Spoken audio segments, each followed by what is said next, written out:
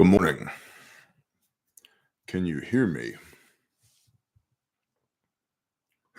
Peter Carlson, 05. Roger. It's a good attempt. It'd be 00, actually.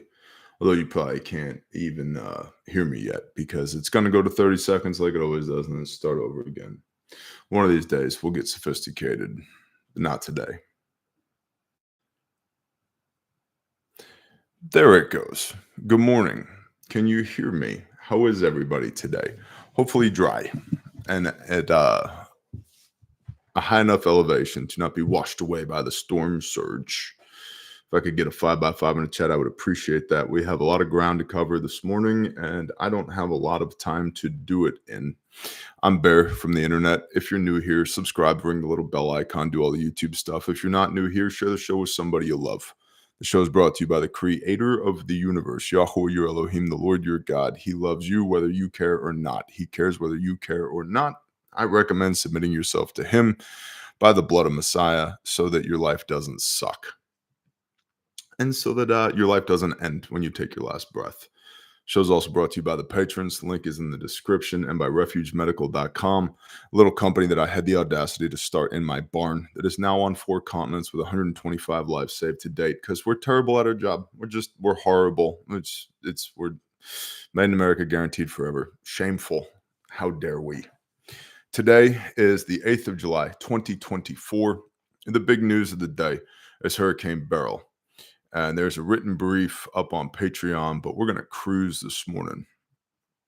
Fox 4 News, Hurricane Beryl made landfall at 3:50 a.m. 03:50 Monday morning. That's today. It's a Category 1 near Matagorda. That's kind of like near Galveston-ish, southeast Texas area. Think Houston area at large. No, it's not Houston, but it's nearish to Houston. Get a map. A lot of people were pontificating, doom reporting on the interwebs that, oh no, it's going to make landfall as a Cat 5. No, it's a Category 1. Now, a Cat 1 is not nothing. There's a lot of people in Southeast Texas that are going to be experiencing a loss of power and everything that goes along with the loss of power. So a loss of power, which means a loss of internet and a loss of water and a loss of sewer in the built-up areas, the cities and the suburbs, which means a loss of intel/commo and probably a loss of the thin blue line, law enforcement, EMS, fire, emergency personnel, hospitals, all of that, which illustrates the point that while the world may end, while we may find ourselves in end times at some point, preparedness, A, is biblical, B, is practical, because a storm might show up and schwack your town or your city, and then you don't have power for a week or so. Good morning to everybody in the chat. What's up, Badger? What's up, Mad Kelt? Man, Mad Kelt, long time no see. Me and Mad Kelt had a heavy equipment class yesterday. It was awesome.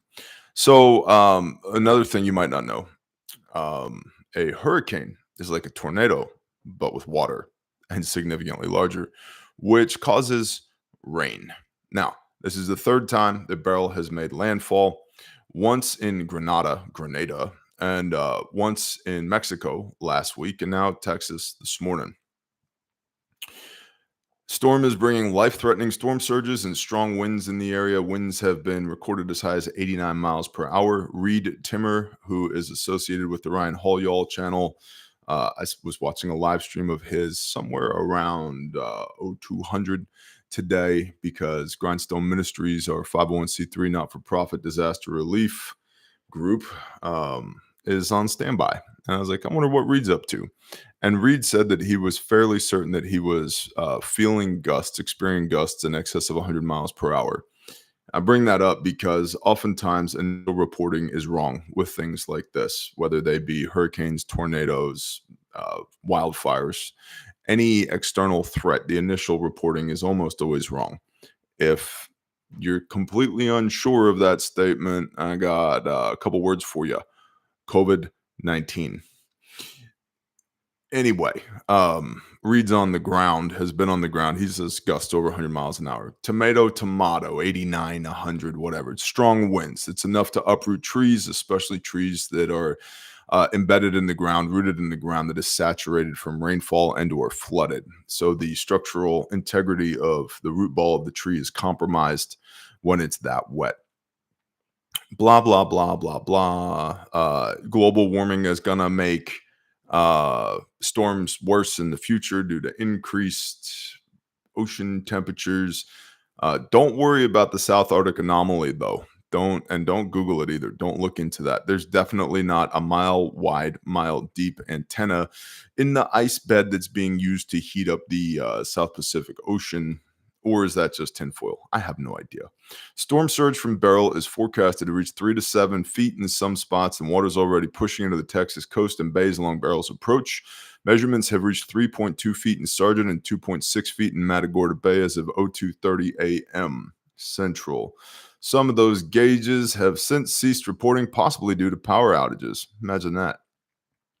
Obviously, or maybe not obviously, as the storm continues inland, it's going to weaken. So if you're in North Texas, Northeast Texas, Oklahoma, Texarkana area, Western Arkansas, and on up in a northeasterly fashion from there, we're going to get rain, maybe some wind.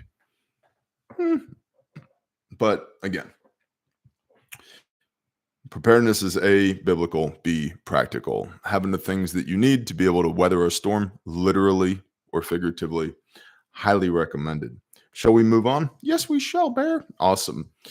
From RTRussiaToday.com, Ukraine asks the West for submarines. This one kind of caught my attention.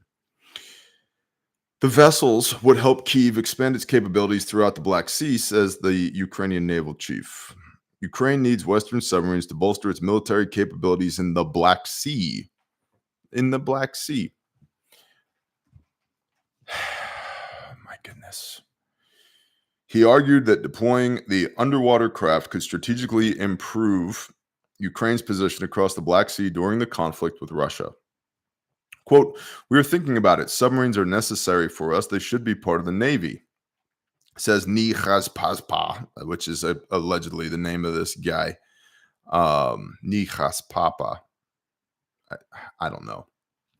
So Russia's Black Sea Fleet, there's a little peninsula to the kind of the south central of Ukraine called Crimea. In the southeast of Ukraine, you have the Luhansk and Donetsk People's Republics of breakaway regions that are more or less ethnically Russian, more or less aligned ideologically with Russia, more or less that field has been plowed by Wagner Group, Russia's Little Green Men, for at least the last decade, which is more or less why we, the United States, have totally not had operators and intel personnel and State Department personnel and civil affairs personnel in Ukraine for at least the last decade. Shh, don't tell anybody that. We don't say the quiet part out loud.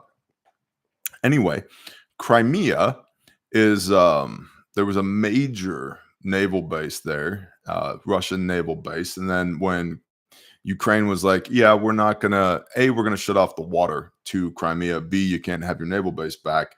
That was one of the forcing factors, according to Putin, for his invasion into Ukraine, special military operation February 24th, 2022. Well, now the Ukrainians are saying, hey, bro, give us submarines to put into the Black Sea. And that way we can all the way F up the bad Russian guys. That's an escalation in my book. The head of the Ukrainian Navy added that the country does not need large submarines. They are useless in the Black Sea. Locating only near Odessa means having nothing. We should look further, spread the fleet, this is a quote, throughout the Black Sea and use its entire area, he said, expressing a hope that Ukraine would, quote, turn from a coastal state into a maritime power. What an awesome hope to have. And it's only going to cost my great-grandchildren hundreds of thousands of dollars in taxation, as well as me now in hundreds of thousands of dollars in taxation. Why shouldn't Ukraine have submarines? I mean, the official number is 113 billion that we've sent to them thus far. The unofficial number is over 200 billion. What's a few more submarines? Who cares? You know what I mean, Striker Cade? You know what I mean, Dud? Who is? Whatever. It's just more money. It's just money. I miss the days of gold and silver, y'all. This stuff, right here. This is good stuff. This is this has inherent value right here. That silver round, one of y'all actually sent to me. Well, this other one of y'all sent to me. And two, this one has Noah's Ark on it. You guys probably can't see that, but it's got Noah's Ark on it. And this one is the Tree of Life. Can you guys see that? Yeah, kind of. Cool. This note came in. Said, Bear, thank you for your YouTube and Patreon channel. Thank you for reading the scriptures on your channel. It means a lot to me. Enclosed, please find something for Squish. That would be my 4-month-old. Thank you once again, Dale. Bless you, Dale. Thank you. You did not need to send me silver, although I appreciate it, and I will make sure that Squish gets her silver round. It's very cool of you. I miss money, real money, but I would end up in a 19-minute long rabbit hole on that, and today ain't the day for it. It's Monday. We have shit to do today. I hope you have shit to do today. Since the Russia-Ukraine conflict erupted in February 2022, Western states have supplied vast quantities of weapons to Kyiv. Don't worry, just your taxpayer dollars, while denying direct involvement in the hostilities. However, the fighting well into its third year, there have been numerous reports of dwindling support with delays in arms and ammunition deliveries. And remember, this is coming from RT, so this is Russian propaganda. Do you guys hear the little thing with the North Korean artillery rounds that Russia's been receiving? Turns out the North Koreans aren't great at building artillery rounds, and there's a considerable concern about due to the way the propellant is inadequately packed, as I understand it, in these artillery rounds, of short rounds. And the problem with short rounds is you could have half a dozen rounds land where they're supposed to, and then the 7th, 8th, 9th round, whatever, lands short. And typically artillery is shooting over your guys at the bad guys. So if it lands short, it lands on your guys. It's a problem. So Russia has contracted hundreds of thousands of North Korean artillery rounds because the Soviet stuff. We're playing with Soviet era technology here, or they are. And turns out this ammunition that North Korea has manufactured sucks pretty hard.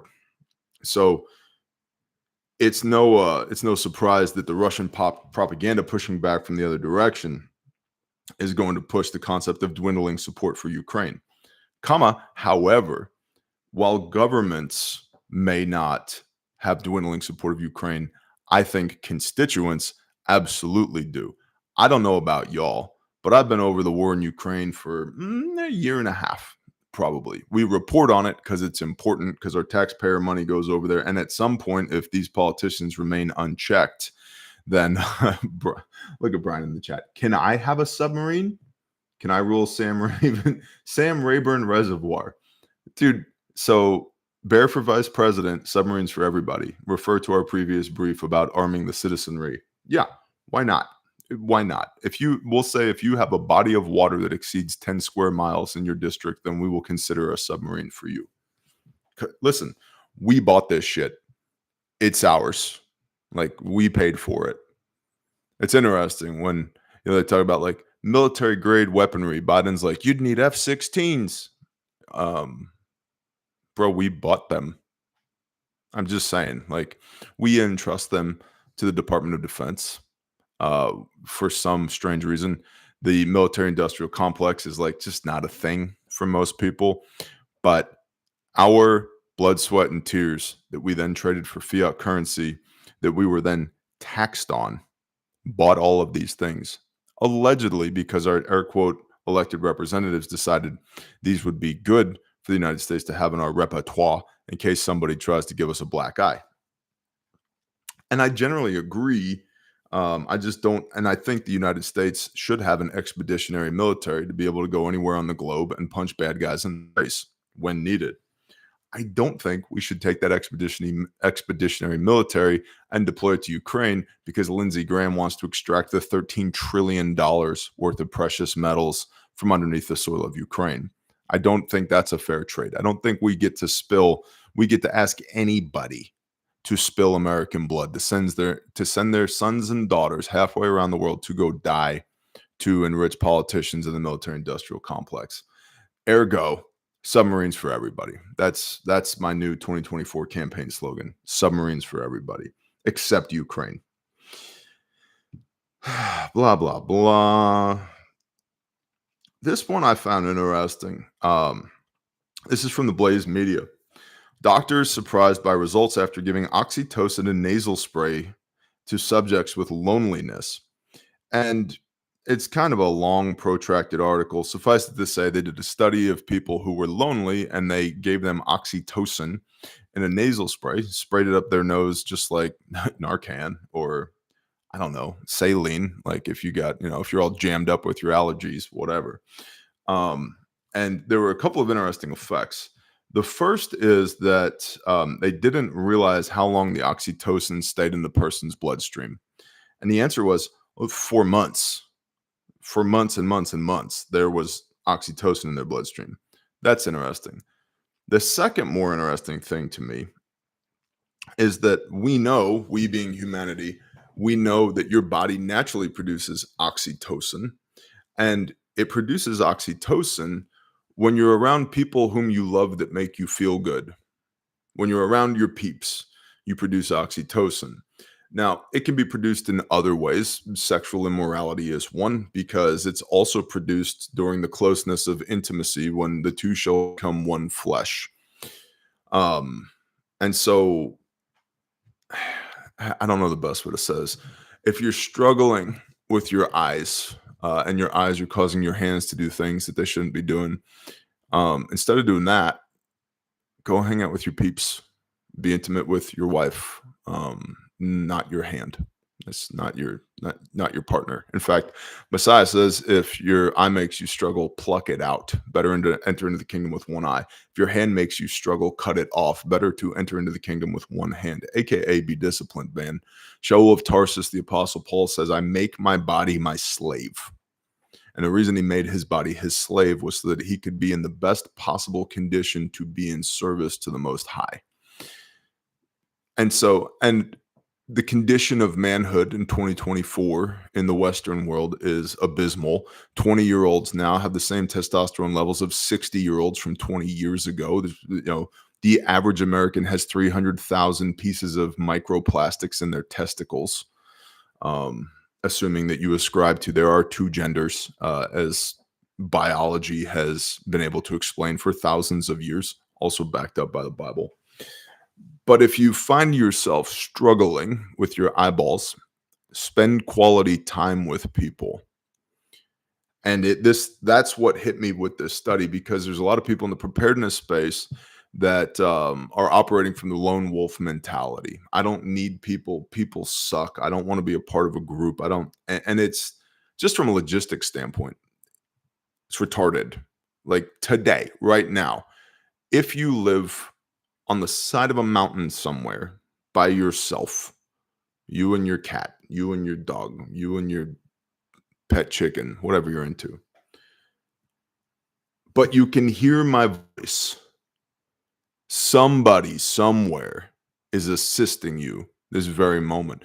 Somebody laid the fiber optic cable, somebody coded the YouTube thing, somebody built this computer, somebody built the device that you're listening to me on right now. So like if you take it far enough to its logical conclusion, you are dependent upon other people. You just don't know their names. And because you don't know their names, because they don't actually exist to you, that lowers your oxytocin levels because you don't have any meaningful relationships with anybody, which then turns you into, at minimum, a curmudgeon, a hermit, right? And so I enjoyed this article because the conclusion of this article is spend meaningful time with people that you love. And I think there's a lot of spiritual synchronicity there with things myself and others, Pastor Joe Fox at Viking Preparedness being one of them, have been discussing lately. That the Spirit has been moving in that. It's very important. B, from a practical standpoint in preparedness, dude, teamwork makes the dream work. You need other people. You cannot do it all, and it is ego and hubris to think that you can. And you go out and live in the woods by yourself, twist an ankle, and you're dead. You're dead. You can't gather firewood. You can't go hunting and fishing. You can't build your shelter. You're dead. You're done for. You ever watch that show Alone? Other than the psychological factors, there's two things that these people living by themselves in the wilderness, two things that make those people disqualified from the show. One is they don't get enough calories, and they host this show in places that have access to abundant calories, if you know how to get them. The other is medical. They get sick, they twist an ankle, they get a cut, gets infected, and then the docs show up once a week and they're like, "Let me see your ankle." And they're like, "Bro, your ankle's screwed. We're medically disqualifying you, or you're really, really sick, or your cut's infected and we don't want it to go septic, so you're medically disqualified." And it's yes, it's Hollywood. Yes, it's produced. Yes, but those people are also selected for their skill sets. And that's what's disqualifying these people. So, things to consider. Let's see. Last article I want to look at this morning, and I may sneeze, so I apologize if that happens. From another one from RT, Russia Today. Biden says he's, quote, running the world. I don't know if this fool's running anything, being perfectly honest. I think this guy does nothing all day. Yeah, if you've been here at this channel for any length of time, you're familiar with that. U.S. President Joe Biden says he's been, quote, running the world and therefore does not actually need any cognitive tests to prove his fitness for office. The president made the remarks in an interview with ABC News on Friday when the 81-year-old was repeatedly pressed by George Stephanopoulos about the growing concerns surrounding his mental and physical condition. Asked why Greek people, why do your names look like that? It's like you picked like 4 consonants and then every single vowel repeated over and over and over again. I'm not judging. I legitimately want to know. Also, Polish people, the Z's and the K's and the I's. There's no way to actually pronounce that word.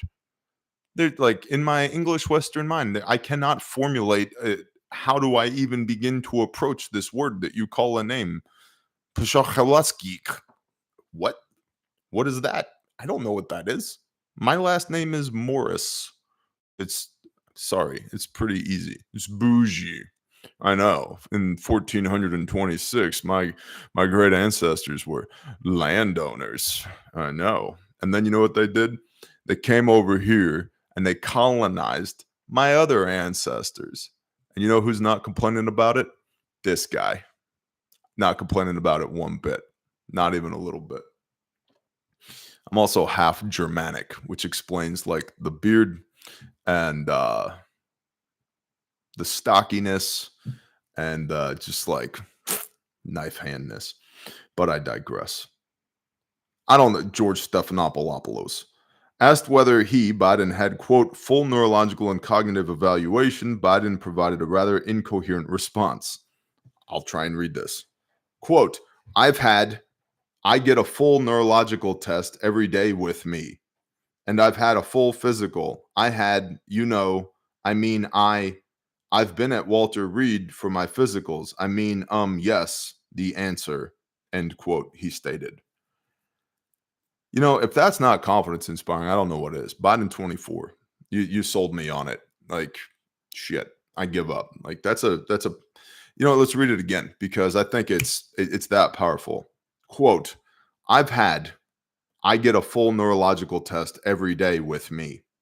And I've had a full physical. I've been at Walter Reed for my physicals.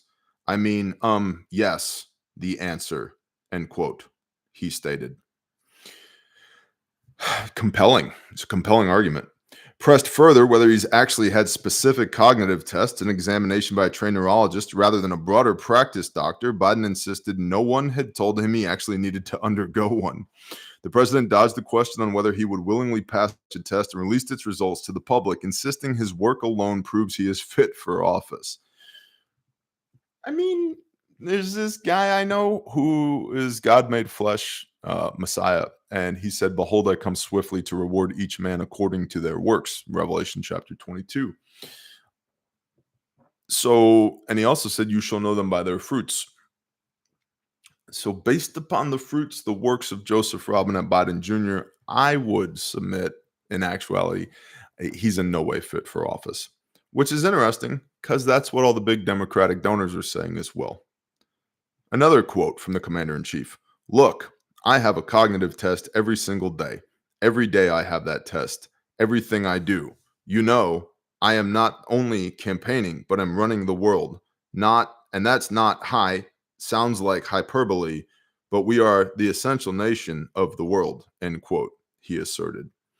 And then he says something like that, and I'm like a ping pong ball, man. I'm right back on the other side of the table, Biden 24. I mean, this guy clearly knows what he's doing. During the interview, the president also blamed his subpar performance on last week's debate against Donald Trump on suffering from a quote bad cold, dismissing it as quote a bad episode rather than part of a bigger problem. The debate debacle has reinvigorated long-running concerns over Biden's advanced age as well as declining health. On Friday, a group of 168, don't worry, it's just 168, in the mouths of two or three, let a thing be established. A group of 168 high-profile Democratic Party supporters, including major donors and academics, sent a letter to the U.S. president urging him to drop out of the race, the Washington Post reported, citing anonymous sources. The signees have respectfully called on Biden to do so, arguing the move was, quote, needed for the sake of our democracy and the future of our nation, end quote. Our democracy, their democracy, the elite's democracy. Democracy is majority rule. Screw that bullshit. 0%. You say all these bad words and you say you believe in Jesus and that you're a pastor. Yeah, your works are filthy menstrual rags. That's a direct quote from the Bible. You know what a menstrual rag is? That was the biblical equivalent of douchebag. Yeah, Brother Rex talked about that a couple years ago, and it just stuck to Borosaurus Rex. Yeah, read Amos. It says the Father will smear dung in their mouths. That's literal bullshit. Literal. It's the shit from bulls. Well, shit's a bad word. It's an acronym, Stack High in Transit, because back when we used to have like a merchant class here in the United States of America, we would stack manure in the hulls of ships, and the manure would off-gas methane. And if there was a gap in between the top of the manure and the bottom of the deck, the methane would collect there. And then when some poor yeoman went down the ladder with a candle to go inspect the piles of manure, the open flame would ignite the methane and the freaking ship would explode. So they developed the acronym Stack High in Transit, relating to shit, to manure, and it stuck. Oh, I hate it. I hate it when you say bad words. Oh, but you're going to survive the end of the world. Okay. 1/3 of mankind is going to be destroyed during the judgments in the book of Revelation, but words hurt us. However, Biden has repeatedly pledged to continue pursuing re-election, dismissing any prospects of dropping out amid the mounting criticism of the past few days. Which is interesting because the White House had said immediately after the debate that he was dropping out. But then they said that he's not dropping out. But then he's going to drop out. But then also he's not dropping out, even though the donors want him to drop out. I don't think he knows what day it is, let alone what his freaking job is. But I digress. That's the show for today because it's Monday and we have things to do. All the things. Link is in the description. Tremendous links. They're beautiful. Believe it. GrindstoneMinistries.com's on standby for Beryl. If we're needed, we will go. If the Spirit tells us to go, we will go. If that's something you want to plug into or pour into, GrindstoneMinistries.com. You need a copy of the Bible for free, GrindstoneMinistries.com. You want to buy one at our cost, GrindstoneMinistries.com. CalebHouse.org, Caleb with a K. We do anti-human trafficking stuff. Unlike a bunch of other people who talk about anti-human trafficking, we do anti-human trafficking, rescue and restoration of juvenile human trafficking survivors so that we can biblically forsake not the widow and orphan. We are in the last days of donor matching, ends the 10th, the evening of the 10th. And so we have today, tomorrow, Wednesday, dollar for dollar donor matching started at $250K. You people of the Bear Nation are amazing. And we destroyed our $250K goal. We're now over 300K. Praise the Most High, and thank you, every single one of you, because we are 100% privately funded. We are supported by y'all, because I'm not going to take a freaking dime from the government, because I will not adhere to their woke ideological bullshit while we put these children back together again in the name of the Most High. So thank you for pouring into us. Our new goal, we now have donor matching, and thank you to the donors who have provided the donor matching. We have donor matching up to 375K. We have 60 hours to raise another 75K. So please, if you're following us on socials, which you should, on Instagram, official Caleb House, on Facebook, Caleb House, sign up for the newsletter at the website if you don't do socials. Please push out that content to the far reaches of the planet. We really, really, really, really appreciate you. Like, thank you is the cheapest words to try and convey what I feel for you right now. You don't know how impactful this is going to be. So thank you. And at Refuge Medical, we make the best first aid kits on planet Earth. We also teach people how to use them.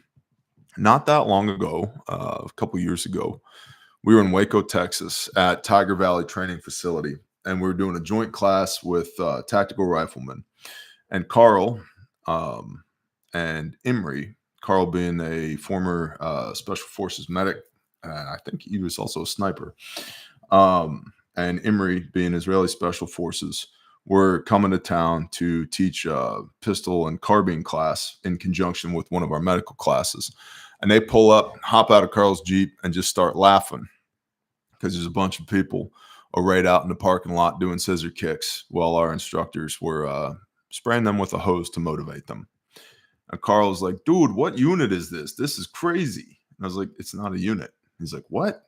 It's not a unit. These are civilians. He's like, you do this to civilians? I was like, yeah, they love it. They're getting trained right now. He's like, this is incredible. This is the best civilian medical class I've ever seen. That's what he said. And we're honored because Carl and Emery, they said, hey, can we come talk to your class? I said, absolutely. So they came in the middle of day 2. And I said, I don't think you guys understand the quality of training you're getting right now. This is not available to civilians. Nobody else is doing this. What an honor. What an honor. And I love those tactical riflemen guys. And Carl and Sue and Emery, they're awesome. What an honor. We're doing another one of those classes. It's coming up. You can click the training tab at refugemedical.com if you want to come to class. That's the Essential Responder 2-day class. Highly recommended. And there's an add-on if you want to do all that TACMED cool guy stuff in the dark with nods while Op4 tries to kill you. It's going to be a blast. I don't have nods. We have nods. If you have nods, bring your nods. If you don't have nods, we have nods. Some nods will be provided to you. Come to class. Don't be an ass. refugemedical.com. And of course, everything on the website is HSA, FSA eligible. 125 lives saved to date. I know, terrible products. Horrendous. Only 125. 4 continents, all branches of the U.S. Armed Forces electively. It must suck.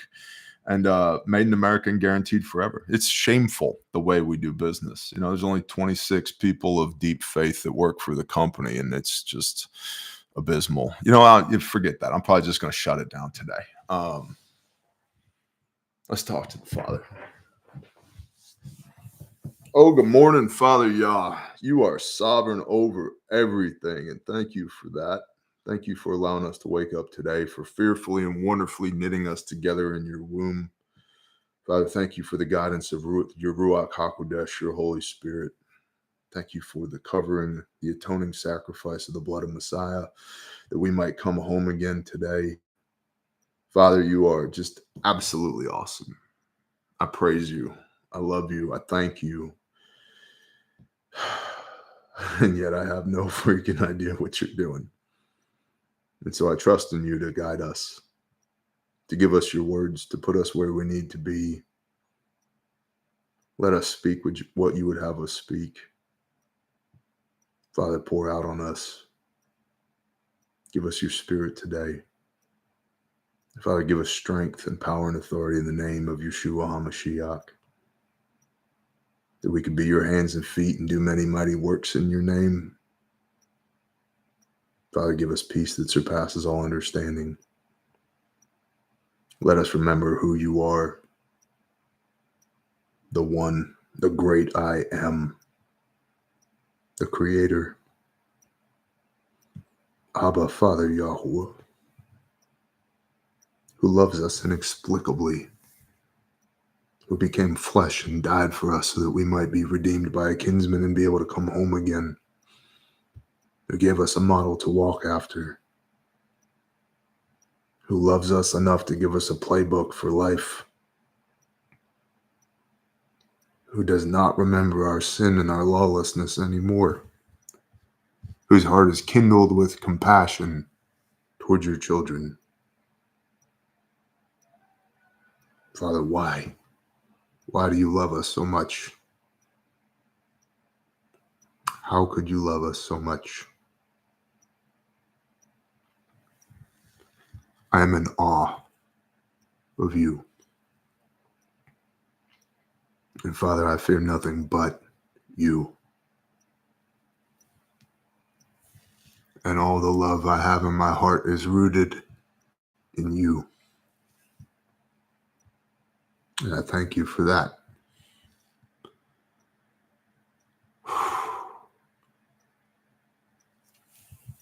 Father Yah, let no weapon formed against us prosper. Let us put on your full armor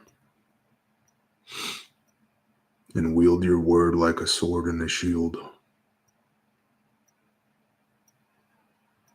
Father, be there anything within the sound of my voice that is not of you, we come together in agreement and rebuke it in the name of Yeshua HaMashiach and command it to destroy itself.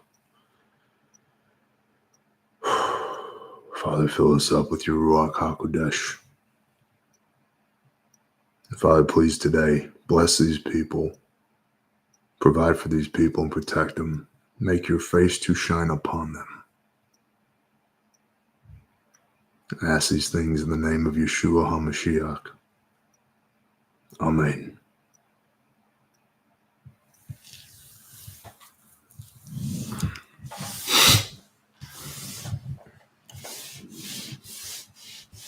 Somebody been crying on this desk.